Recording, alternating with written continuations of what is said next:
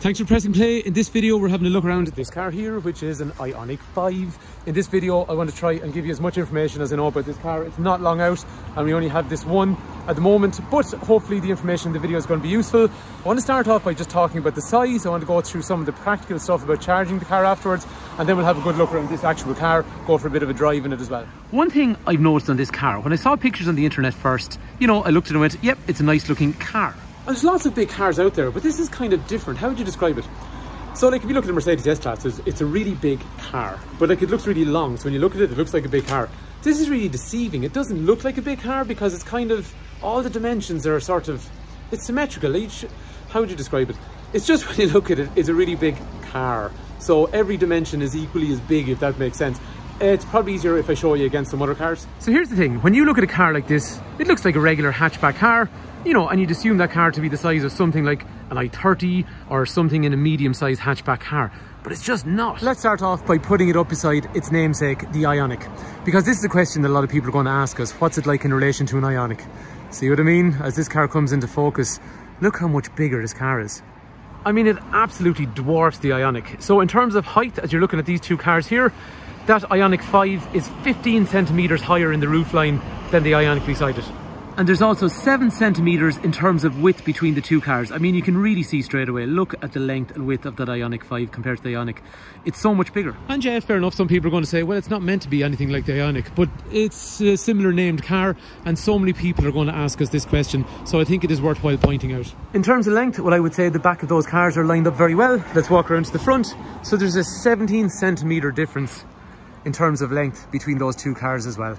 So is it longer than an Ioniq? You're damn right it is, a lot longer. So the next car that would be of interest, I think, to people in terms of comparison, the Kona Electric has been one of the most popular electric cars. So let's have a look at a Kona Electric beside it. Looking at Kona then, so you can see, okay, it's not as much of a height difference, but there's still 4 centimeters in favor of this car over this car in terms of the roofline height.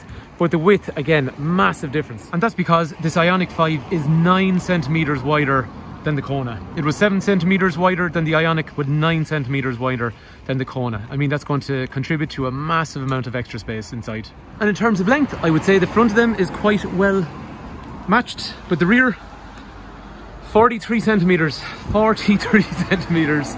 So again, look, I know, are these cars meant to be comparable? No, but again, it's just because this car has been so common as an electric car for us. People are going to move from this to this, and I think it's good that they know this is the difference when you're getting in. This is essentially a much larger vehicle. So as you can see, these cars in terms of Ioniq and in terms of Kona Electric, they just don't compare when it comes to size of this Ioniq5. This Ioniq5 looks like it's meant to be a hell of a lot of a bigger car. Brings me to one other point. We have the Tucson, which is an extremely popular car, and I never would have thought this car would have been comparable to it. And it's not even an SUV. It's not an SUV, it's a car. But look at the dimensions. So back to the comparisons at the front. Let's remind ourselves, the Ioniq5 is not meant to be an SUV. The Tucson is specifically an SUV. Okay, height-wise, and I think it's because these roof rails up high, the Tucson is 4.5 centimeters higher than the Ioniq5. But Ioniq5, considering it's not meant to be an SUV and it's not competing in that segment, it's 2.5 centimeters wider. And here's the interesting part. They are fairly well lined up at the front. The Ioniq5 is 14 centimeters longer in the rear. So here's the thing, if you look at this, this is a super popular SUV, and that comes for a lot of people are going to be considering this car. They may have considered something like this in a hybrid or even a plug-in hybrid at the price point. But this actually, for a full electric option, because of the size of the car, it's going to be a worthy competitor to this super popular Tucson. Okay, so hopefully you got a better idea of what size this car is, specs. Okay, and I know this is totally not really very professional looking, but this is the only one we have at the moment, and I don't have other cars to compare it to. So I'm just going to give you a quick rundown of the models that are currently available. There's going to be 2 battery types. The first battery is a 58 kilowatt-hour battery, and it's got a quoted range of 384 kilometers. Now, realistically, in my opinion, normally you take about maybe 30 or 40 kilometers off that to get a realistic number. So I reckon 340, 350 kilometers is realistic. Certain models are then going to have a 73 kilowatt-hour battery. That's promising 481 kilometers of range, which I reckon is going to be about 430, 440 in realistic terms. Let's think about that a little bit further. So if you have a 58 kilowatt-hour battery, that means you're getting 167 horsepower. However, if you have the 73 kilowatt-hour battery, you end up with 2 output levels. That means there's a 2-wheel drive that's got 215 brake horsepower, and then there's a all-wheel drive version, which is 300 brake horsepower. And one more piece of information then, that means if you got the 167 horsepower, 58 kilowatt hour battery, 8.2 seconds up to 60. If you have the 215 horsepower, 73 kilowatt hour battery, you're looking at 7.2 seconds up to 60 miles an hour, that is. Or if you have the all-wheel drive version, 5 seconds to get up to 60 or 100 kilometers per hour. Okay, so we did say that I was going to try and keep it really short on the specs, but that's just the engine specs, right? Okay, for the next, this is going to be the boring part. 30 to 40 seconds, just bear with me here. I'm going to do some quick screenshots of what's in each spec. This is for Ireland. Rather than me trying to explain the whole thing, just so you can pause it if you want to see what's on each spec. And I promise you then we're going to move on as far as some of the other stuff like driving and looking around the car. So this is what's called the executive specification. This car we're sitting in is a different one. I'll run through that with you in a little while. But if you're wondering what comes in the executive specification, which is going to be the entry model in Ireland, this is exactly what you're going to have. Of course, there will be a brochure available that will do this more nicely and neatly. And I totally admit this is a complete case of amateur hour when it comes to doing this. But I just used to find for some people, because there's so much information, sometimes they really want to know what's going to be in the car before they get it. That first executive model is going to be in a 58 kilowatt hour battery only, but this particular spec here in front of us then is the Executive Plus, and that's going to come in a 58 kilowatt hour battery as well as a 73 kilowatt hour battery, but all two-wheel drive. We can then move on to what's called a premium model, which gives these features here. And again, that's available in a 58 kilowatt hour battery as well as a 73 kilowatt hour, again, both in two-wheel drive. And finally then, there's going to be a Premium Plus model, which is going to have, again, only a 73 kilowatt hour battery, but it's going to have a two-wheel drive version as well as the really high power four-wheel drive version, and these are the extra features on the Premium Plus. Anyway, if you're still with me, I really thank you, because I know that is a really crap way of doing things, but to get all the information across, at least you can stop it and pause it if you're trying to figure out the specs. And this is the only car we have, so I can't actually do any videos to compare yet. So for the remainder of the video then, we're going to start looking around this car specifically and all the features that are on it in terms of the inside and the outside, and we're going to go for a drive in the car as well. Just because it's dark, I just wanted to emphasize what the front of the car looks like in terms of those really cool headlights and taillights. And actually one thing that you might notice as well during the day, see the way all this here is lit up along the front as well. That's going to be a mega cool car when you look behind you, when it comes up driving behind you on the motorway. Just before we get into the car a little bit further, I want to have a quick chat about charging times. So I plugged it into our 7 kilowatt hour charger. The charger is really cool actually. You press the button, see the way it pops open, that is really cool. But we'll look at that closer in a sec. Anyway, when I plugged it in, there was about 40% in it, but it was still telling me I had about 5 hours. Now, in my estimation, if a car has done 40% of a charge and it still needs about 60% done, it takes about 5 hours. We're talking about 9 or 10 hours using a 7 kilowatt hour charger. It looks like it charges, well, do you know what, charging's not that linear. I thought you plug it in and it charges all the way through, but it doesn't work like that. I'll show you better what I mean in a minute.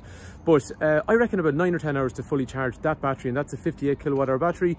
From what I read on the internet, the similar numbers come in for about the 73 kilowatt hour battery, but we haven't had one yet, so I can't confirm. I also plugged in our granny cable just to see how that would work, and normally that's a lot slower. But when I plugged it in again, it's giving me a fairly long readout here. So if 40% is done, it needs 60%, it's going to take 34 hours. And at that type of rate, that means your 3-pin socket setup is going to take you somewhere in the region of 40 to 50 hours. So I think I need to explain this in a little bit more detail.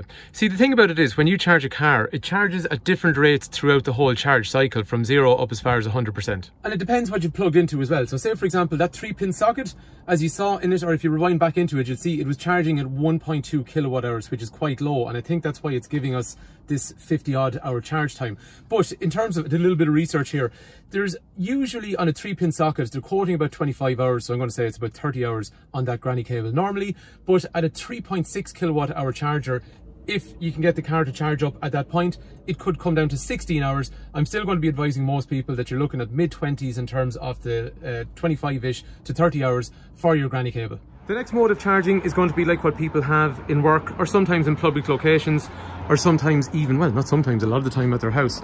This is what's called a 7 kilowatt hour charger. There's many different types. And with the 7 kilowatt hour charger then, that's the one that I think is about 9 to 10 hours, but I have been advised that it could be somewhere in the region of 8 or 9 hours. And here's the thing, like you're saying to you, it will vary. So it says it can charge up to 7 kilowatt hours. It doesn't mean you plug it in and you get 7 kilowatt hours. It varies as the cycle goes. So even if you rewind back to that section where I had it plugged in, you'll see it was charging at that point at 6.6 kilowatt hours. Moving on to the next charge type then, there are chargers that allow you to get up as far as 22 kilowatt hours, and they're quoted at being somewhere in the region of about 6 hours, and they're the kind of chargers you're going to find usually in public locations. One of the things that the manufacturer has been shouting about though in this is that it has the capability to charge it up to 350 kilowatt hours. From the research that I've seen online, I don't think ever the car gets up to 350 kilowatt hours, but what seems to be impressive for people is that it seems to stay at a minimum of 100 kilowatt hours, and for most of its charge time it's at least 150 kilowatt hours, charging topping out at approximately 230 kilowatt hours. Okay, so for some people that might be gobbledygook, but basically what it means is it's charging, there's a rate that it's charging at. Obviously up to 350 would be massive, but even if it's charging at a minimum of 100 to 150, that's quite impressive. There is research basically that's showing that quite easily you can get from 20% up to 80% in about 18 minutes. So if you think about it this way, pull in 20 minutes to get you from 20 up to 80, that's becoming a lot more feasible for people that are doing long-term driving. This graph here I think is pretty cool because it shows you what happens in those 20 minutes and what way the charge is. So you can see it continuously declines, but it's interesting to know this is actually how an electric car charges. Like we said already, you can actually use the key to open up the cap, but you see this little button here? You can also tap that and it'll also pop it open. And it's so cool the way it does that. Anyway, like what we talked about already, once it's charging, even if you don't bother going in and looking at the dashboard, this can be used as a quick reference guide for how full it is. So in this case, it's completely full. Once you're finished charging then and you unplug it, just press this button here. Like, that is just so cool. It's nice. Just for some people, because I know they're going to ask, the car comes with this charging cable here, which obviously goes from the car to a charger, and it also comes with a granny cable, which basically goes into the car, and the other end of it then is a simple 3-pin socket. So the boot in this car is a lot bigger than things like the Kona and the Ioniq, but it's pretty shallow. Once you retract this luggage cover along here, then you have this section here. But personally, what I'd be inclined to do is take this and take it out altogether, and then you got much better access to the space. So you'll end up with a 527 litre boot. The other thing you can do then is you can use this lever here on both sides. It drops down the back seats and you end up with about 1,587 litres of space in the rear, and obviously then you can just take out that luggage cover as well. In terms of the back seats on the car, it's really, oh god, I hate words like this, but it is really cavernous. It's actually really big. Like even things like just the size of that door, it's a really big door. But anyway, when you get into the car, the door is flat all the way across, so the battery, the battery is all the way down underneath, so it's nice and flat where you're putting your feet down through there. And these are on a rail, so like it's really flexible. Now most people are going to leave the seat all the way back, but if you have awkward stuff, if you didn't want to fold down the seats, you can fold the two forward and it gives you a bigger boot anyway. But after that then I can also recline these seats back a little bit further or let them up, so there's really good. Do you know what it is? It has a kind of limo feel in the back. If I let this all the way back and let this along here, like wow, there's an awesome amount of room. Like even, but just looking around, the windows are massive, like, but the pillars are massive. Again, I know I keep going on about this. I don't know, do you ever look at a dog, right? And there's a small dog, medium dog, and then there's a really big dog. It's like you're saying, everything on this car, it's just like everything has gotten bigger in every dimension. I don't know how to describe it. It's just a really big car. This is the kind of legroom, like a ridiculous amount of legroom, excellent headroom as well, and I'm 6 foot. And even nice things when you're sitting in the car over here, like these nice surrounds around the which light up obviously, and there's probably more ambient lighting down. Yeah, that's lovely, I'd say at night time. Nice materials along through here as well, and then over through here there's ventilation for the rear passengers. It reminds me of that big Opel Signum that they used to have years ago. This is the view that you'd have behind you, and then there's some storage and some storage over through here. Head restraints are 3 head restraints, 3-point safety belts obviously, ISOFIX on either side, big armrest in through the centre. Like I was saying to you about the Signum, it's the kind of car that looks like it's been designed to carry passengers very comfortably in the rear. And I don't mean just kids, I mean adults as well. Storage down through here, and then 2 USB points in through there as well. And it's also worth pointing out this car is about 5 centimetres longer than the ID4, because I think that's going to be a big competitor for this car, or vice versa. 5 centimetres longer, it's a bigger car. A couple of cool things up front, check out that. See the way it comes out? Instead of the way it drops down normally, it's just like what you'd have in your house. It's really cool. And then even things like this centre console. You can move it forwards, or you can move it backwards, and then it creates more space, so you can actually jump from one seat to the other in the front. It just feels like your living room. Even things like the way the seats recline. They recline back so, like, how would you not be comfortable in this car? It's friggin' ridiculous. one issue with this car is there is so much stuff that I'm going to have to leave out. It's really annoying, but I'm just going to try and cover some of the stuff that I think is important. The rear taillights are what's called a parametric pixel taillight. I have to say, they are super modern looking, just the way they are. It's like what you would have seen in a Back to the Future film years ago. So I think those indicators are really cool looking. Those taillights are really cool looking. And just make a note of the way that goes all the way across the back of the car. Do you know what? I would have loved if that actually lit up, but it doesn't.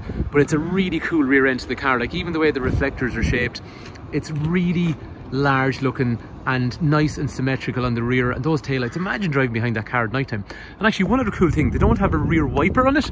So what they do is they channel air down through here in the most aerodynamic way possible, and it's actually like what they used to do in the Honda Civic. And the idea was basically that the wind coming down along here would keep the rear window clear instead of having to use an unsightly wiper. Those headlights are mega cool looking as well. And the other thing as well is they are a high efficiency LED. So they look really nice, but actually high efficiency LEDs, they consume a lot less energy, about 70% less energy than a normal old styled halogen bulb that you'd find in a normal car. Like what we said already, it's also got the lighting across the nose as well. But those headlights, like I was saying to you, and even if you're driving towards a car like this on the road, it's just like nothing else on the road, or if it drives up behind you at night time as well. It's super cool. Like really most electric vehicles, the wheels are always really big. These ones are a 19-inch wheel, but there is a 20-inch wheel on some models as well. And they're aerodynamic as well, so they actually have a shape for a reason, to allow air to travel through them in an aerodynamic fashion. Like we were saying, the design of this car is just like nothing else. But actually, do you know what? The design of this car is inspired by one of the first Hyundai cars, which is the Hyundai Pony, which is this car here.